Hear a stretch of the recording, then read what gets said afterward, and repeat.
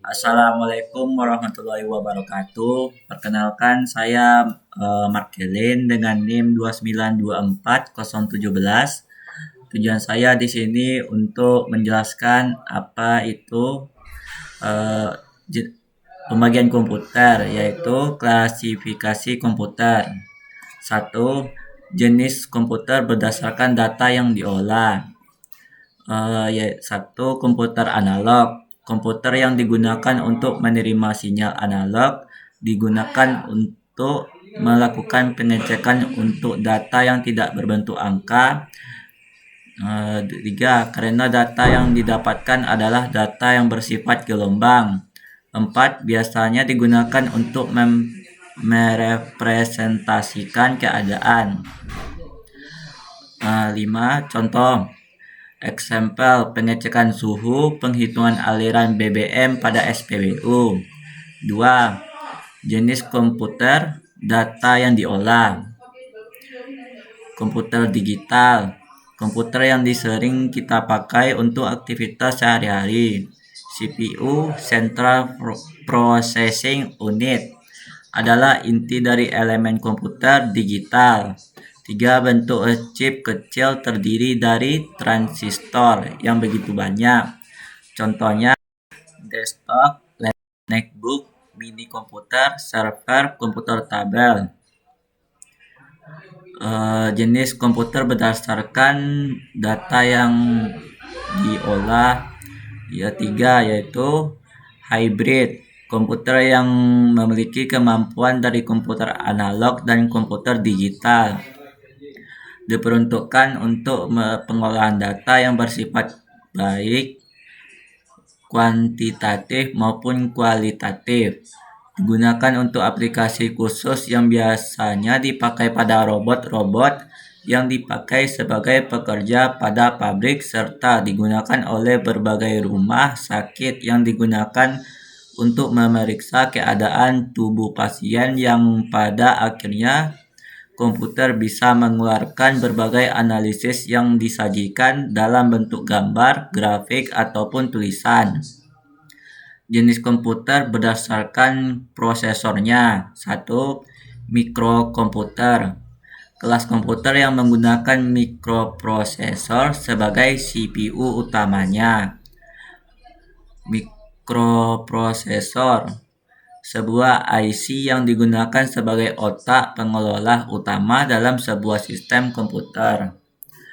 3. Dikenal sebagai personal komputer, PC, home komputer, atau small business komputer. Contohnya desktop dan laptop.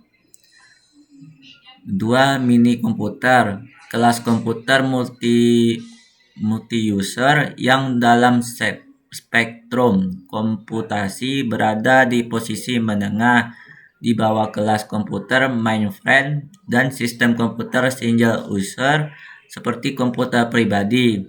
Istilah mini komputer sudah dianggap kuno dan diganti dengan istilah stasiun kerja, workstation, dan pesan mikrosistem. Contohnya workstation. 3. Mainframe, mengacu kepada kelas tertinggi dari komputer yang terdiri dari komputer-komputer yang mampu melakukan banyak tugas yang rumit dalam waktu yang singkat. Umumnya digunakan oleh banyak pengguna yang terkoneksi dengan menggunakan terminal. Memiliki kekuatan pemrosesan paling kuat, dinamakan superkomputer. Mampu melakukan banyak komputasi yang rumit yang memerlukan waktu lama, dan umumnya digunakan dalam riset para ilmuwan, untuk pemrosesan data perusahaan atau untuk keperluan militer. 4. Superkomputer, komputer yang memimpin di dunia dalam kapasitas proses, terutama kecepatan perhitungan. Superkomputer diperkenalkan pada tahun 1960-an. Desain oleh Seymour Cray di Control Data Corporation (CDC). Memimpin di pasaran pada tahun 1970-an sampai Cray berhenti untuk membentuk perusahaan sendiri, Cray Research. Cray Research mengambil pasaran superkomputer dengan desainnya. Dalam keseluruhan menjadi pemimpin superkomputer selama 25 tahun. Dari 1965 sampai 1990. Contohnya IBM Roadrunner. Jenis komputer berdasarkan bentuk fisiknya. 1. Komputer desktop. Ukuran fisik lumayan kecil, biasanya cocok diletakkan di atas meja. Bahkan sekarang dikembangkan bentuk komputer desktop yang semakin tipis, yang dikenal dengan bentuk desktop slim. Bentuk desktop ini biasanya dilengkapi dengan banyak ruang yang disebut expansion slot sebagai tempat untuk card tambahan. Contohnya komputer desktop. 2. Komputer tower. Ukuran fisik relatif lebih besar dibandingkan dengan komputer jenis desktop. Cocok untuk diletakkan di samping atau di atas meja. Memiliki ruang untuk expansion slot lebih banyak. 3. Komputer laptop. Komputer dengan ukuran fisik yang dapat dipangku. Ukurannya lebih kecil dari komputer portable. Semua komponen dibuat menyatu. 4. Komputer portable. Ukuran fisiknya sedikit lebih kecil daripada komputer desktop dan tower. Seluruh bagian-bagiannya dijadikan satu agar mudah dibawa kemana-mana.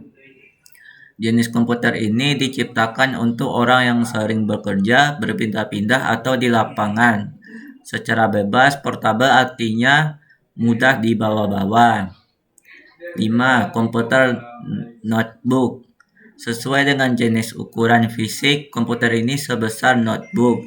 Bentuk dan ukurannya hampir sama dengan komputer laptop. 6. Komputer subnotebook. Ukurannya sebesar kertas quarto, tebal kira-kira 5 cm, dan masih terus dikembangkan untuk mengecilkan ukurannya. Jenis 7. Komputer palm-top. Komputer ini dibuat untuk bisa digenggam bila dibandingkan dengan ukuran kaset kira-kira sebesar kaset video beta. Arus listrik didapatkan lewat baterai.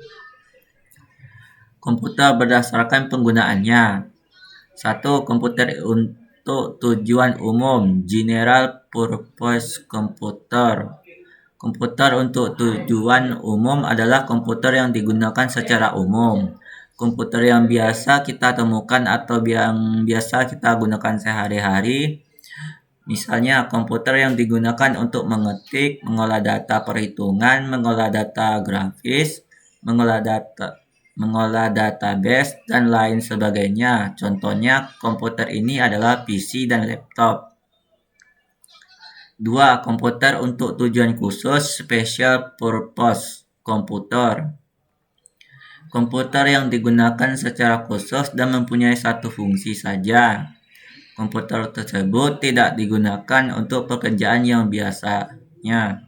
Contohnya adalah komputer server, PC router, atau terminal DOM.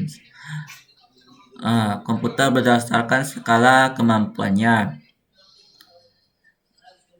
Yaitu berikut adalah kategori komputer yang dilihat berdasarkan kemampuan untuk memproses, baik melayani user, pemrosesan aplikasi, dan kemampuan untuk melaksanakan tugas dalam banyak hal sekaligus pada saat bersamaan. 1.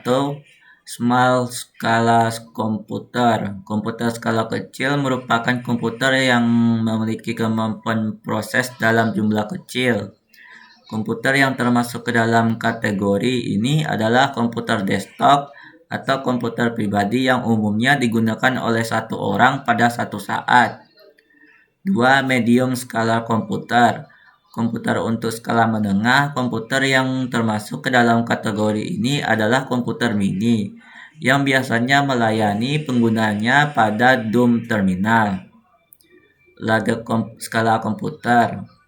Komputer untuk skala besar, komputer yang termasuk ke dalam kategori ini adalah komputer mainframe. Pada mesin tersebut dapat diakses beramai-ramai dan sudah dilengkapi dengan perangkat dan software yang lengkap. Penggunaannya pun adalah untuk pengolahan perhitungan dengan kemampuan yang cukup rumit untuk diselesaikan oleh komputer medium dan small. Baiklah, sekian dari penjelasan saya. Saya akhiri dengan Assalamualaikum warahmatullahi wabarakatuh.